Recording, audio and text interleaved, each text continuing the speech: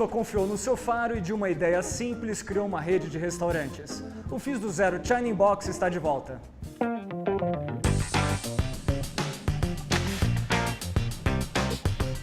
Shiba, e como é que você viu o pagamento do retorno desse investimento que você fez na primeira loja para apostar na segunda? Quanto tempo levou? Em um ano nós conseguimos o retorno sobre o investimento da primeira loja. E aí nós montamos a segunda unidade. Ou seja, você viu que falou assim, puxa, é viável ir para a segunda unidade? É viável, temos o capital. E aí como é que foi essa experiência? Nessa segunda unidade, mesmo eu tendo 100% do capital, o meu sogro quis entrar comigo nessa segunda unidade. E aí, muitas ligações perguntando se o China era uma franquia, eu não sabia nem que era franquia, cara. Os próprios clientes que iam na loja começaram a perguntar. Todo mundo achava que aquilo era uma franquia americana. Perguntava se era americana, eu falava, é dos Estados Unidos, eu sou o representante aqui, e falava um monte de coisa.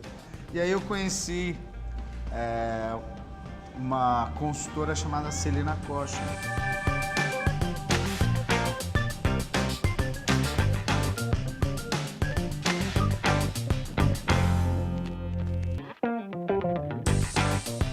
Em outubro eu montei o China e em novembro um outro negócio chamado Gendai. Ah, você montou o Gendai naquela época? Eu não, eu fui um investidor, onde o Sadak, o meu sócio, que hoje nós fizemos uma fusão, nós somos uma empresa só, e ele que administrou o crescimento do Gendai. E lá nós conhecemos o Jaime, que ele era superintendente do shopping Morumbi. Foi onde a gente montou o Gendai. E ele conhecia a Celina. E aí num bate-papo falando, poxa, estou pensando em franquia, não sei o que lá. Ele falou, poxa, eu tenho uma amiga minha que mexe com franquia, que eu poderia estar apresentando para vocês.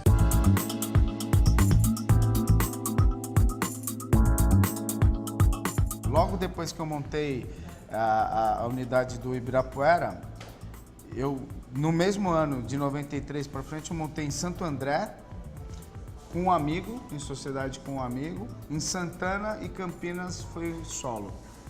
Ou seja, mas não era franquia ainda, era não. Modelo híbrido. Híbrido, é. Flex. Eles pediram, aí o meu primo no Brooklyn também montou. Então já tinha 6 unidades quando eu comecei o... Quando você efetivamente partiu para o franchising.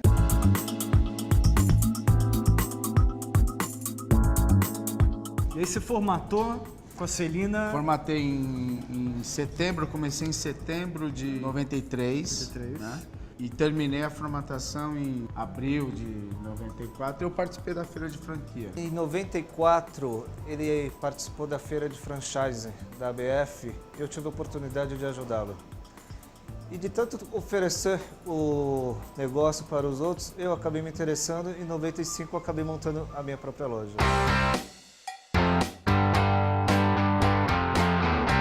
Você foi para a feira e aí, como é que foi o começo do franchising para você? Meteórico, franqueamos 35 unidades. Aí estourou. E como é que foi isso? Para quem tinha 6 unidades, 2 anos atrás não tinha nada. Como é que foi esse crescimento tão acelerado? Um aprendizado, cara. Eu aprendi junto com eles, batia, escanteio, cabeceava. Saí da operação de loja, né? Não conseguia mais eu administrar a minha loja própria e fui administrar a franquia. Já nessa época abriu o Ligue, porque ele falou, não, eu tenho que sair na frente, abrir mais, e ele que então corra atrás da gente, e não eu ter que correr atrás dele.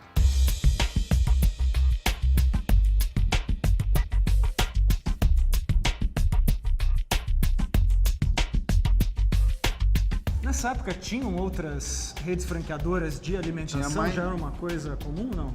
De alimentação tinha Casa do Pão de Queijo, McDonald's, estava começando o Habib's, mas não como é agora, né? Hoje tem um monte de marcas, né? Ou seja, você pegou o comecinho do franchising. Eu comecei o comecinho, eu peguei bem o começo mesmo. E a alimentação foi um dos primeiros, então? A alimentação foi um dos precursores. Ô, Shiba, e quem que te ajudou a fazer o logotipo? Quem que deu essa mão para você? Um amigo meu, o Renato. Eu e o Renato Ângelo, nós tínhamos um escritório de arquitetura e design.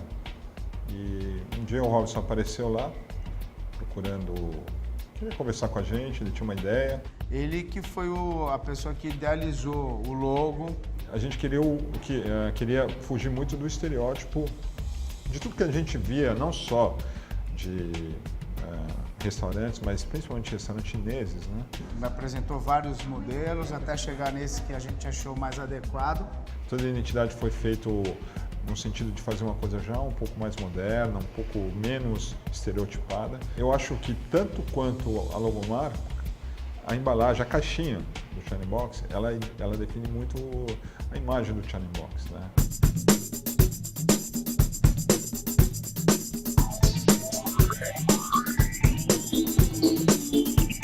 E ele continua na rede até hoje? Continua como fornecedor de biscoitinho da sorte. Mas foi ele que... E foi ele que inventou o biscoito? Ele que me incentivou. Ele falou, olha, pô, lá você não tinha um biscoito da sorte, cara?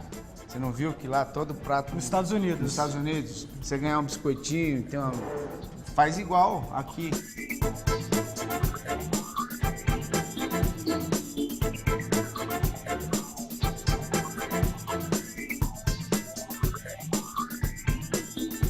Ele não sabia como fazer, a gente vendeu a ideia para ele. Falei, pô, legal, mas quem vai produzir? Quem vai produzir? Ele falou, eu produzo.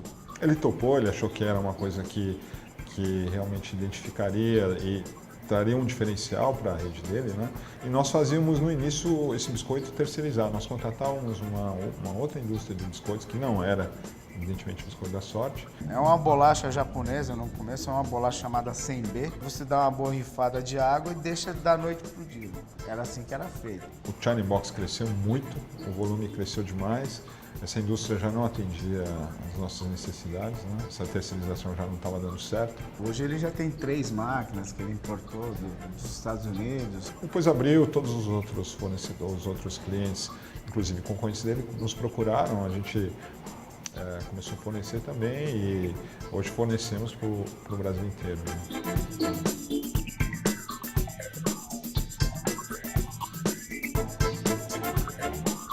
Clientes, como é que eles recebiam o biscoito da sorte? No começo muitos entendiam, mas também muitos comiam com papel.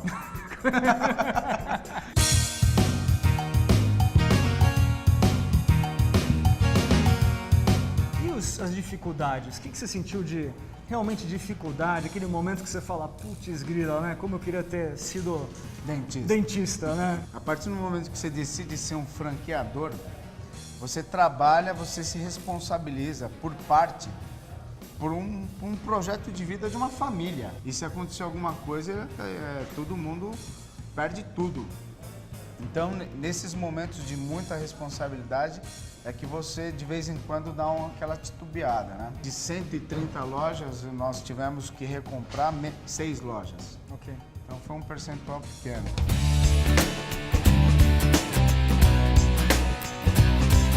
A padronização da comida, como é que vocês fazem, Robson?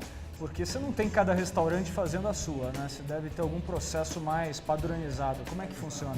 Hoje existe um operador logístico que entrega a mesma carne bovina desde Manaus até Caxias do Sul. Existem produtos regionais. Então, na região Nordeste pode ter um prato específico apenas para a região do Nordeste, assim como para a região Sul. O que nós podemos levar para o franqueador é quando nós temos alguma ideia e nós levamos para a franquia, eles vão analisar e, se isso for viável, é implantado nas demais lojas também.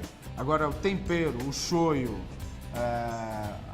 até o óleo, tudo vai desse operador logístico. Existem os fornecedores que são homologados pela franqueadora e nós fazemos o pedido para uma empresa onde essa faz a distribuição para todas as lojas. Então, é assim que a gente mantém o padrão. Eu não mando nada pronto, vai tudo cru. Tudo feito na hora. É tudo feito na hora, no ato do pedido.